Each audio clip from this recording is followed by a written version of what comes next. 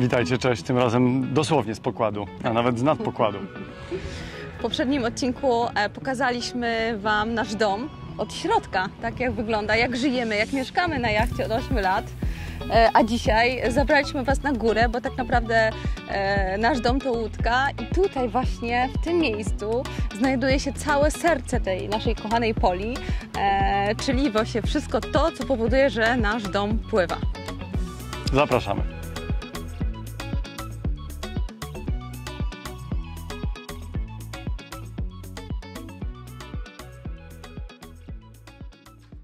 Cześć kochani! Witajcie kochani z pokładu naszego pływającego domu. Zapraszamy Was dzisiaj na kolejną serię z cyklu Życia na jachcie. W poprzednich odcinkach zaprosiliśmy Was do środka naszej Poli. Pokazaliśmy, jak się nam żyje, jak mieszka, jak wygląda Poli jako dom. A dzisiaj opowiemy o tym, jak ten dom nie tylko pływa trzymając się na wodzie, ale pływa w sensie przemieszczając się, tak? Bo całym celem naszych ostatnich 8 lat życia, tak, było to, żeby pozwiedzać trochę świata. I chcieliśmy to zrobić w jakiś taki sposób, powiedzmy, romantyczno-ekologiczny, więc nie podobała nam się opcja pływania na silniku, ale jest tu też praktyczny wzgląd, bo okazuje się, że na silniku nie da się zbyt daleko popłynąć, natomiast dopóki mamy wiatr, to mamy w zasadzie nieograniczony zasięg. No i stąd całe to przedsięwzięcie, żeby nad tym pokładem znalazło się 8 pięter różnego rodzaju sprzętu, który powoduje, że ta łódka porusza się nie tylko pływa w sensie utrzymywania się na wodzie, ale porusza się całkiem zgrabnie do przodu. Opowiemy Wam też o podstawach łódki jako żaglówki. Wytłumaczymy też dla osób początkujących, jak to jest w ogóle, że taka łódka, która waży na przykład 17 ton, potrafi płynąć 25 węzłów, jak to wszystko wygląda, jakie mamy konfiguracje żagli. Więc mam nadzieję, że zarówno osoby początkujące, jak i zaawansowane znajdą dzisiaj coś dla siebie. Ej, już ważymy 17 ton? Byłaś na zakupach? A, rozumiem. No dobra. Przegapiłem. Ostatnio było 15. Dobrze. Zakrągliłam. Więc może zacznijmy dla naprawdę tych z Was, którzy kompletnie nie są wilkami morskimi i nie mają bladego pojęcia, co tu się w ogóle dzieje, tak? No, chyba możemy założyć, że wiecie, dlaczego to w ogóle pływa, ma pewną wyporność i po prostu stoi na wodzie, tak? Ma pewien też kształt, że lepiej rusza się do przodu i do tyłu niż bardziej w bok. Ale to jest tak na bardzo podstawowo. Natomiast jeśli chodzi o bardzo podstawowo to, co mamy nad pokładem, co powoduje, że poruszamy się w ogóle, tak? O, albo poruszają się... Poleciały w bok. Złapałem. I poleciały w bok. Więc słuchajcie, za nami jest maszt. Ten wielki słup, który ma 8 pięter wysokości. To jest miejsce, na którym wieszamy żagle, na którym jest cała masa różnych lin, które powodują, że te żagle możemy po pierwsze je wciągnąć na górę, a po drugie wyregulować tak na nich kąt i w ten sposób ukształtować je, żeby to wszystko działało przy odpowiednim kącie wiatru, żeby ta łódka cały czas efektywnie płynęła do przodu, a czasami do tyłu, ale generalnie do przodu. No więc przejdźmy może do sterówki i tam pokażemy Wam, jak tym wszystkim manipulujemy, jak ciągniemy za te liny, jak je puszczamy, i skąd w ogóle wiemy, o co chodzi i co z tym robić. I jak obsługujemy silnik, bo też nie tylko dzisiaj o żaglach, ale też silniku, który mimo wszystko jest nam potrzebny i też parę słów o tym będzie. Tak, to prawda, dziękuję bardzo. To jest bardzo ważna część łódki, tak zwany napęd pomocniczy. Tu pani profesor wszystkiego pilnuje. Pani profesor, bardzo dziękuję. Zapraszamy kochani do sterówki. No i super. No i to było to. Pogoda nam się zachmurzyła, więc idealny moment na to, żeby w spokoju, bez mrużenia oczu opowiedzieć Wam więcej. Dobrze, więc kochani, jesteśmy przy kole sterowym, właściwie ekwiwalent kierownicy w samochodzie i działa też dokładnie tak samo w uproszczonej wersji oczywiście, bo tutaj tylne koła są skrętne, a nie przednie, ale działa bardzo podobnie, czyli krótko mówiąc w prawo jest w prawo, w lewo jest w lewo. Tak jak wcześniej wspomniałem, wszystko na łódce dzieje się przy pomocy ciągnięcia lub wypuszczania lin, tak? Czyli wybierania, to się nazywa fachowo wybieranie lub luzowanie. Na tym jachcie i w ogóle na wszystkich większych łódkach są tak duże siły, że nie da się tego robić ręką, więc używa się tak zwanych kabestanów. Kabestan normalnie na większości mniejszych łódek używa się z korbą, ale w związku z tym, że my mamy tutaj duże siły, jesteśmy małą załogą, to uprościliśmy sobie trochę życie, poza tym jesteśmy leniuchy, więc uprościliśmy sobie trochę życie i teraz działa to mniej więcej tak, że jeżeli chcemy czegoś dokonać tutaj. Kochanie, zrobimy prezentację tego, jak się kabestan używa, dobra? Pięknie. Podtrzymasz chwilkę? Tak. Weź tam pociągnij troszkę. O. I napnij, dobra. I pokażę Wam, jak działa wybieranie liny na kabestanie. Czyli zakładamy kilkakrotnie dookoła. Tutaj jeszcze mamy tak zwany kabestan samowybierający, czyli przekładamy przez ten jęzor, wkładamy w szczękę na górze i teraz nie musimy de facto trzymać tej liny, bo klasyczna opcja jest taka, tak? O. Natomiast jeżeli mamy tą szczenę, to zakładamy i nie musimy w ogóle drugiej ręki używać. I teraz my mamy wersję totalnie na leniucha, czyli o. I przyciągamy, a nie do nas. Cześć, kochanie. Działa. Widzicie? Działa, super działa. Także, co prawda sternik, słuchajcie, tak. się zagapił i lina się trochę Lina się zmemłała, ale jest... to jest właśnie szkoła tego, Tak. że liny zawsze muszą wchodzić od dołu na kabestan, tak? I wychodzić do góry. Bo jak zrobimy taką sytuację, o to proszę, elegancko się skręca. Przy okazji Wam pokazałem fajny patent, którego należy unikać. Linę w momencie, kiedy z nią skończyliśmy pracować, niezależnie od tego, czy jest luźna, czy jest napięta, możemy zablokować tutaj na tak zwanej knadze zaciskowej, na tak zwanym stoperze. I one też wytrzymują bardzo dużo siły. Tu mówimy o kilku tonach potencjalnie. Więc taka lina to jest najmocniejsza lina, jaką tutaj używamy. Tak przy okazji od razu Wam szybko powiem. To jest lina z czystego, z włókien węglowych, z tak zwanej marketingowo nazywanej dynemy. I ta lina ma podobnież wytrzymałość 18,5 tony. Więc tu nawet nie o to chodzi, że my tu gdziekolwiek wyciągniemy 18,5 tony, ale jest to po pierwsze bardzo duży zapas na zerwanie, a po drugie ta lina jest bardzo odporna na ścieranie też. I od czasu, kiedy wymieniliśmy na te liny, mamy święty spokój, bo to jest lina, która podnosi nasz główny żagiel. O tym później. Więc teraz już wiecie, jak się wyluzowuje, czyli wydaje linę i jak się ją wybiera, czyli wyciąga, tak? I każda lina tutaj ma jakąś funkcję, która powoduje, że zmieniamy kształt żagla lub wciągamy go, lub dociągamy lub wciągamy go na górę, lub luzując linę spuszczamy go na dół, tak? Oprócz tego mamy tutaj wszystkie instrumenty, wyświetlacze do wszystkich instrumentów, czyli cały odczyt tego, co się dzieje na łódce, głębokość, prędkość, siła wiatru, kierunek wiatru. Mamy tutaj odczytane i mamy również możliwość przełączenia się na mapę, także cały czas, że tak powiem, w czasie rzeczywistym wiemy dokładnie, gdzie łódka jest, na jakiej pozycji w stosunku do tego, co jest dookoła nas, tak? Oprócz tego możemy stąd obsługiwać również kotwicę, bo ostatnio zorganizowaliśmy tak już łódkę, żebyśmy mogli naprawdę używać ją jednoosobowo. Stąd też między innymi zaszły zmiany w Gdańsku, bo na pokładzie wiele się zadziało, oprócz tego, że wszystko było ładnie przemalowane i tak dalej, może już to nie do końca tak wygląda, ale było, obiecuję. To zmieniliśmy panele, to już mówiliśmy o tym, więc teraz nie ma problemu z ilością energii elektrycznej, którą produkujemy, ale również ułatwiliśmy tutaj pracę, bo wcześniej mieliśmy tylko i wyłącznie ten elektryczny kabestan i jakoś tam dawaliśmy radę. Ogromną większość lin udawało nam się wybierać tym kabestanem.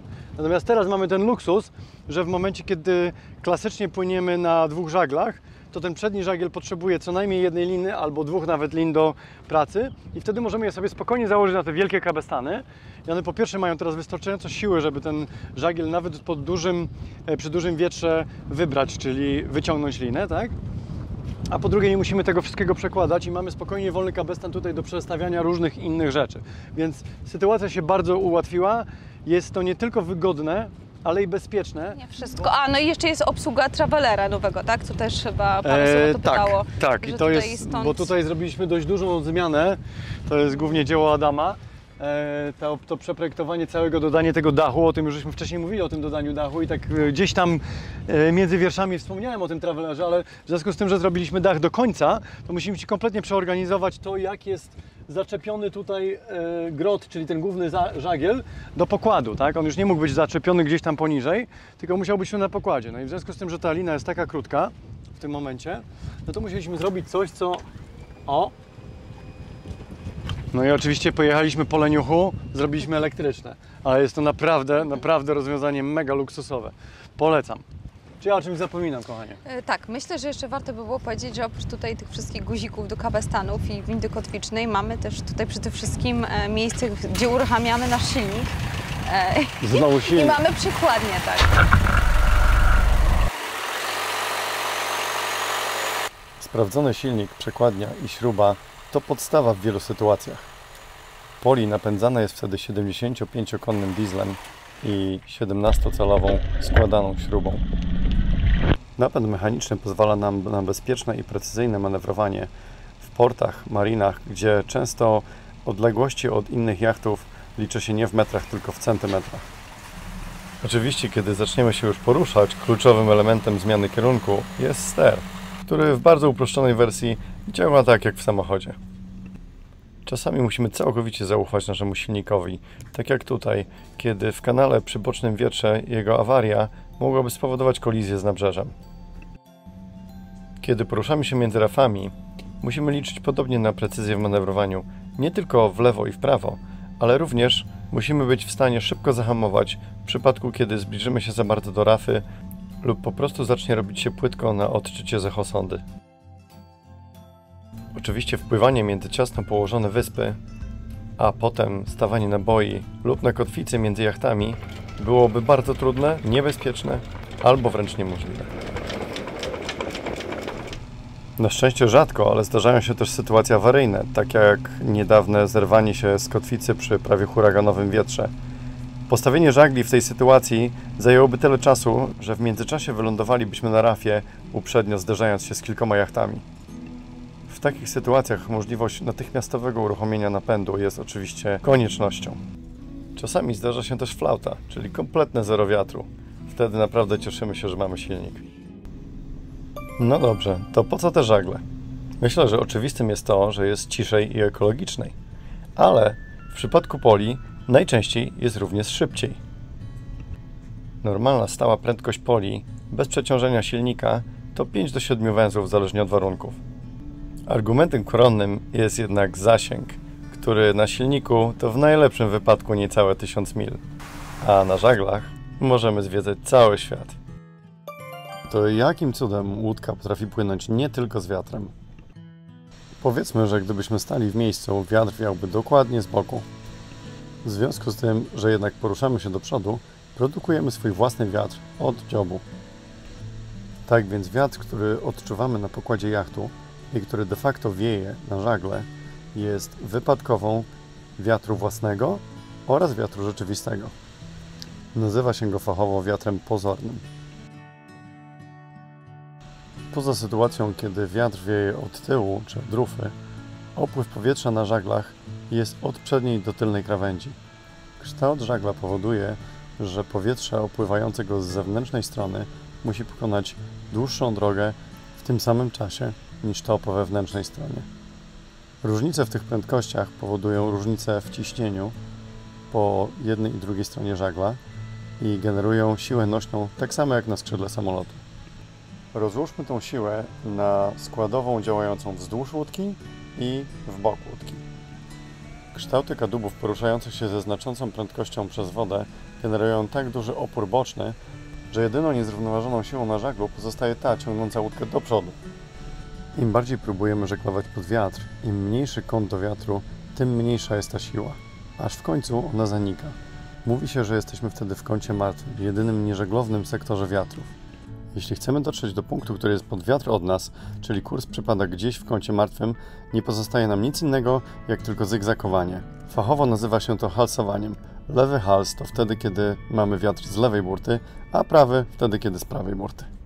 Żeglowanie pod wiatr i pod fale bywa bardzo nieprzyjemne, dlatego staramy się go unikać.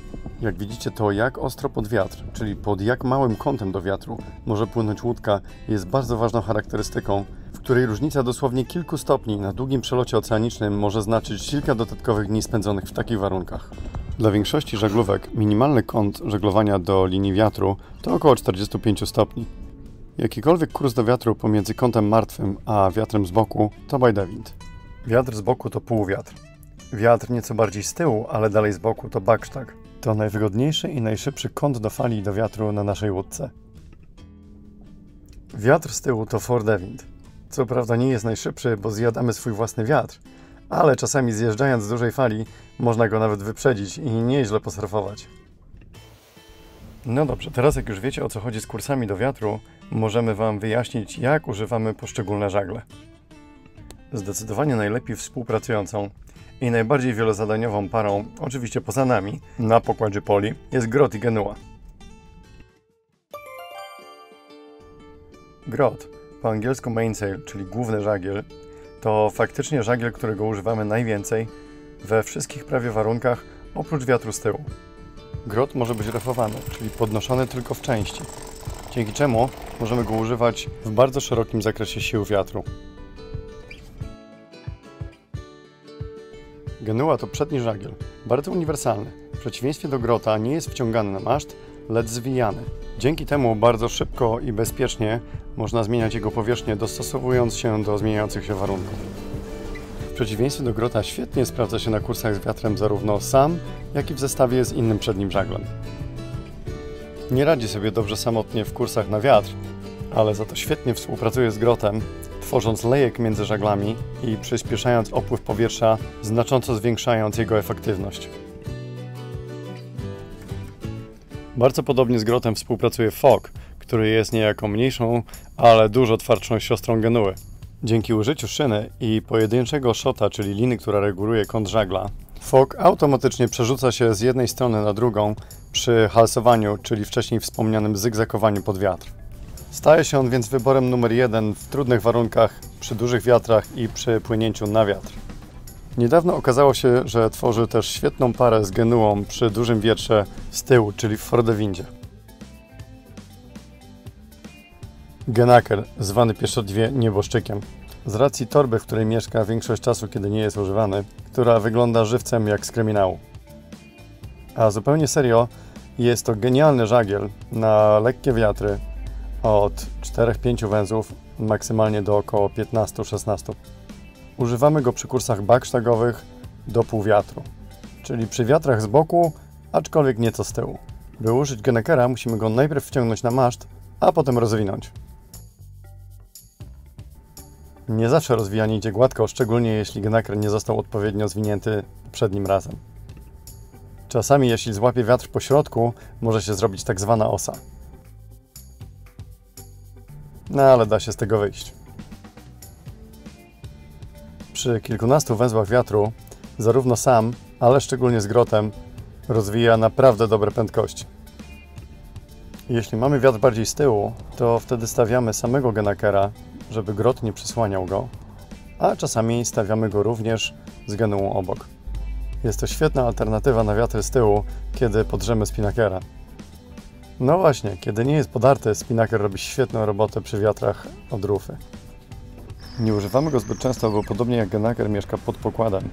Waży kilkadziesiąt kilo i trzeba poprzeciągać 7 różnych lin, żeby można było go prawidłowo kontrolować. Dobra, jest git. Ognia. Stawia się go w bardzo cwany sposób. Najpierw wciąga się go na maszt w skarpecie, a potem ściąga się z niego skarpetę.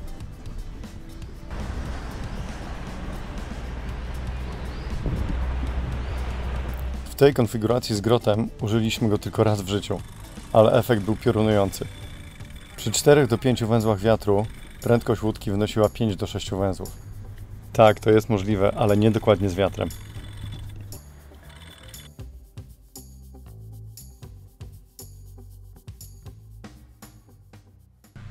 Kochani, muszę to nagrać, bo nikt mi w to nie uwierzy. Mamy w tym momencie 6 węzłów wiatru. O, proszę. 6 węzłów wiatru. I robimy w tym momencie 2,7, przed chwilą robiliśmy 3 węzły, no tak różnie, bo bardzo mało tego wiatru jest, ale chciałbym Wam pokazać, co jest grane z kątem martwym. Tutaj wpłynęliśmy i zrobiliśmy zwrot na zestawie żagli Fock i grot, proszę, o tu jest Fock i grot. Właśnie Adam mi pokazał po 40 latach pływania, jak trymować grota. Efekt tego jest taki, że zrobiłem w ogóle zwrot bez żadnej pomocy, bez ruszenia niczego. Mało tego, płynie skubaniec, no tak 30 kilka do wiatru przy tak lekkim wietrze, czasami nawet zahacza o 20 kilka. To już jest, znaczy 29, jak widać teraz na załączonym blasku. O, właśnie, ale chodzi o to, że to są bariery, ale ważne jest to, co jest tak naprawdę po piachu. I po piachu, nie wiem czy widzicie, ale ten kąt tutaj jest rozwarty, czyli to znaczy, że łódka płynąc tu skręciła po zwrocie w tą stronę, to znaczy, że jest mniej niż 90 stopni po piasku kąta martwego. Już wszystko wzięte pod uwagę, tak? Bo to jest po lądzie, po dnie. O, wieje już 7 w tym momencie. No i płyniemy 3,5 węzła. Ale pod jakim kątem? Ten kąt jest po prostu absolutnie fantastycznie absurdalny. Sterowanie ręczne trimaranu, szczególnie przy dużych prędkościach i ciężkiej pogodzie, to wymagające zadanie, a błąd może się srogo zemścić. Konsekwencja i dokładność, z jaką steruje nasz autopilot oraz nasza wygoda powoduje, że używamy go ogromną większość czasu w czasie dłuższych rejsów. No dobrze, po co te wszystkie żagle i dlaczego uparliśmy się na taką szybką łódkę? Według mnie jacht, który potrafi konsekwentnie osiągać duże przebiegi dobowe, czyli nie tylko osiągać duże prędkości przy dużych wiatrach, ale również szczególnie przy małych wiatrach konsekwentnie posuwać się do przodu, daje przede wszystkim bezpieczeństwo w postaci możliwości pozycjonowania się do systemów pogodowych. Dzisiejsze technologie w postaci łącza satelitarnego oraz nowoczesnych systemów prognozowania i optymalizacji trasy w połączeniu z szybką łódką pozwalają na ustalenie i utrzymanie trasy, która zapewnia optymalne warunki.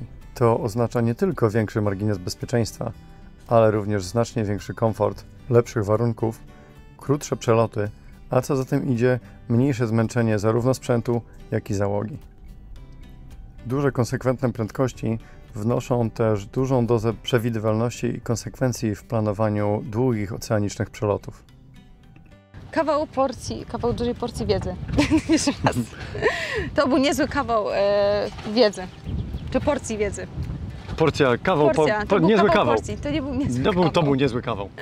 No bardzo jesteśmy ciekawi, jak Wam się to oglądało i czy tutaj... Jak to odebraliście, czy to tak. było przystępne, bo to, no tu jest dużo takiej wiedzy niby specjalistycznej, znaczy nie niby, no specjalistycznej, ale tak bardzo staraliśmy się to, mam nadzieję, przekazać, żeby to było zrozumiałe dla każdego, nawet dla tych, którzy no, nie mieli wcześniej styczności w ogóle z żeglarstwem, tak? Więc dajcie znać, jak to wygląda i oczywiście ci z Was, którzy się głębiej zainteresowali, albo ci z nas, którzy nas już od dawna oglądają, jeśli macie jakiekolwiek pytania, sugestie co do kolejnych tematów, czy poruszenia głębiej czegoś tutaj, oczywiście jak najbardziej piszcie, proszę, dawajcie znać i jak widzicie, bierzemy to pod uwagę. Może nie każdą uwagę bierzemy pod uwagę, ale większość bierzemy pod uwagę. I zapraszamy na kolejną serię. Oczywiście będziemy jeszcze publikować Wam informacje na temat energii, skąd bierzemy wodę. Kolejne z serii. Kolejne z serii, tak. Oczywiście te wszystkie vlogi będą przeplatane naszymi vlogami z życia na jachcie, żeby to za dużo nudy nie było technicznej, żeby trochę przygód, trochę rutyny, trochę zwiedzania, więc będzie się działo. Zapraszamy. Pamiętajcie o subskrypcji jeszcze. No jasne, subskrypcji. Te algorytmy. Bukszprykty. Te bukszprykty, wszystkie algorytmy. Koniecznie. I już kończymy. Pa. Jak zwykle, polskie pożegnanie. 3 minuty. Pa. Trzymajcie się. Są kulisy, słuchajcie, zanim powstał ten vlog, musimy najpierw ogarnąć gównianą robotę, tak w rzeczy samej. Jakiś pterodaktyl nam narobił na maszt. Kura jachtowa. I zrobimy shorta pod tytułem Pterodaktyl nasrał nam na maszt, czyli zapraszamy na nasz nowy boat tour. Ptaki tak nie srają przecież. Słyszysz? Co za gówno, dosłownie. Może ktoś leciał tędy, kurde. Może wypadł z samolotu i się zesrał ze strachu po drodze. A jak coś dupiliśmy, to powtórzymy. Segredos da floresta de luz, Pachamama, abre a consciência dos seus filhos a crescer.